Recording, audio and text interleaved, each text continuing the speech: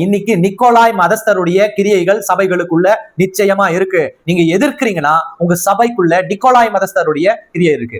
ஒருவேளை இது தெரியாதவர்கள் புரியாதவர்கள் அது என்ன பாஸ்டர் நிக்கோலாய் மதஸ்தர் அப்படின்றதுன்னா, வெளிப்படுத்தல் விசேஷத்துல 5-6 வசனங்களுக்குள்ள அது சொல்லுது பாருங்க. ஆகையால் நீ என்ன நிலைமையிலிருந்து விழுந்தா என்பதை நினைத்து மனம் திரும்பி ஆதியில் செய்த கிரியைகளை செய்வாயாக. ஆதியில செஞ்சதை நீ செய்யின்னு சொல்றாரு ஆண்டவர். அற்புதம் செஞ்சாங்க, நீயும் செய்யி. இல்லாவிட்டால் நான் சீக்கிரமாய் உன்னிடத்தில் வந்து நீ மனம் திரும்பாத பட்சத்தில் உன் விளக்கு தண்டை அதனிடத்திலிருந்து நீக்கி போடுவேன். 6வது வசனம், நான் வெறுக்கல நிக்கோலாய் மதஸ்தர் கிரியைகளை நீயும் வெறுக்கிறாய், இது உன்னிடத்தில் உண்டு அப்படின்னு சொல்ற. நீ வெறுக்கிற, ஆனா உன் சபைக்குள்ள நிக்கோலாய் மதஸ்தருடைய கிரியை இருக்கு. என்ன பாஸ்டர் அது நிக்கோலாய் மதஸ்தர்னு கேட்கிறீங்களா?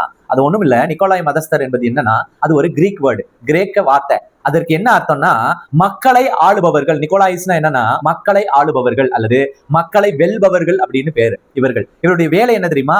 இந்த பிழையாமுக்கு ஒப்பான தேவ பக்தியற்ற போதனைகளையும் உலக இச்சைகளையும் சபைகளுக்குள்ள புகுத்தியதால் அப்படின்னு போட்டிருக்கு.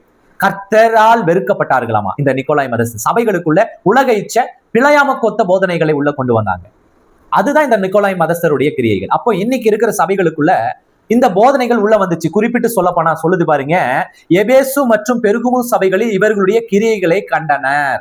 எபேசு பெருகுமு சபை 7 சபை, 7 குத்து விளக்கு, 7 தூதர்கள், 7 சபை. அந்த குறிப்பிட்ட தேவன் தெரிந்து கொண்ட 7 சபைகளில இந்த நிக்கோலாய் மதஸ்தருடைய கிரியைகள் இருக்காமா. இன்னொன்னு ஒரு அதிர்ச்சியான செய்தி சொல்றாங்க.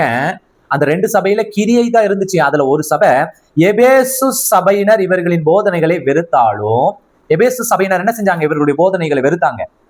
பெருகுமுவில் சிலர் அதை பின்பற்றினார்கள். இதுதான் நாம பயப்படுகிற காரியம், இந்த உலகத்துல சபைகளுக்குள்ள வந்திருக்கிற காரியம். அப்ப இதை எச்சரிக்கணுமா வேண்டாமா? உண்மையிலே இன்னைக்கு பெருகுமு சபை போல நிக்கோலாய் மதஸ்தருடைய கிரியைகள் சபைகளுக்குள்ள வந்துச்சா இல்லையா? உண்மையா இல்லையா? வந்திருக்கு. இன்னைக்கு தங்க செயினை போட்டுட்டு இருக்கா, தங்க பல்ல வர வச்சிட்டு இருக்கா, 500 ரூபாய் பாக்கெட்ல வர வச்சிருக்கா. இப்படிப்பட்ட சபைகள் நிக்கோலாய் மதஸ்தருடைய பெருகுமு சபைகள். அதை பின்பற்றுகிற ஒரு கூட்டம் உருவாயிடுச்சு. அதை கண்டிக்கணுமா வேண்டாமா?